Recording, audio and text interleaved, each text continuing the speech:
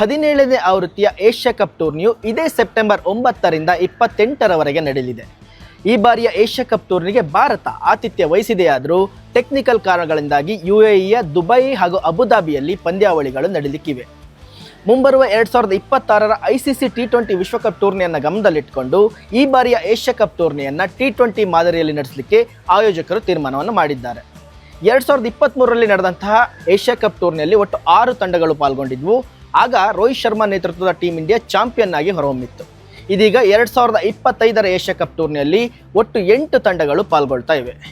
8 ತಂಡಗಳನ್ನು 2 ಗುಂಪುಗಳಾಗಿ ವಿಂಗಡಿಸಿದ್ದು, ಎ ಗುಂಪಿನಲ್ಲಿ ಭಾರತ, ಪಾಕಿಸ್ತಾನ, UAE ಹಾಗೂ ಒಮಾನ್ ತಂಡಗಳು ಪಾಲ್ಗೊಳ್ತಾ ಇವೆ. ಇನ್ನು ಬಿ ಗುಂಪಿನಲ್ಲಿ ಶ್ರೀಲಂಕಾ, ಅಫ್ಘಾನಿಸ್ತಾನ, ಬಾಂಗ್ಲಾದೇಶ ಹಾಗೂ ಹಾಂಗ್ಕಾಂಗ್ ತಂಡಗಳು ಪಾಲ್ಗೊಳ್ತಾ ಇವೆ. ಪ್ರತಿ ಗುಂಪಿನಲ್ಲಿ ಅಗ್ರ 2 ಸ್ಥಾನ ಪಡೆಯುವಂಥ ತಂಡಗಳು ಸೂಪರ್ 4 ಹಂತಕ್ಕೆ ಅರ್ಹತೆಯನ್ನು ಪಡೆಯಲಿವೆ. ಇನ್ನು ಸೂಪರ್ 4 ಹಂತದಲ್ಲಿ ಅಗ್ರ 2 ಸ್ಥಾನ ಪಡೆಯುವಂಥ ತಂಡಗಳು ಸೆಪ್ಟೆಂಬರ್ 28ರಂದು ದುಬೈ ಅಂತಾರಾಷ್ಟ್ರೀಯ ಮೈದಾನದಲ್ಲಿ ನಡೆಯುವ ಫೈನಲ್ ಪಂದ್ಯದಲ್ಲಿ ಪ್ರಶಸ್ತಿಗಾಗಿ ಕಾದಾಡಲಿವೆ. ಈಗಾಗಲೇ ಟೀಮ್ ಇಂಡಿಯಾ 8 ಬಾರಿ ಏಷ್ಯಾ ಕಪ್ ಚಾಂಪಿಯನ್ ಆಗಿದ್ದು 9ನೇ ಟ್ರೋಫಿ ಮೇಲೆ ಕಣ್ಣಿಟ್ಟಿದೆ. ಸೂರ್ಯಕುಮಾರ್ ಯಾದವ್ ನೇತೃತ್ವದ ಟೀಮ್ ಇಂಡಿಯಾ ಈ ಬಾರಿ ಪ್ರಶಸ್ತಿ ಗೆಲ್ಲುವಂಥ ಫೇವರೇಟ್ ತಂಡವಾಗಿದ್ದು 9ನೇ ಬಾರಿಗೆ ಏಷ್ಯಾ ಕಪ್ ಟ್ರೋಫಿಯನ್ನು ಜಯಿಸಲಿ ಅಂತಕ್ಕಂಥದ್ದು ಕೋಟ್ಯಾಂತರ ಅಭಿಮಾನಿಗಳ ಹಾರೈಕೆಯಾಗಿದೆ.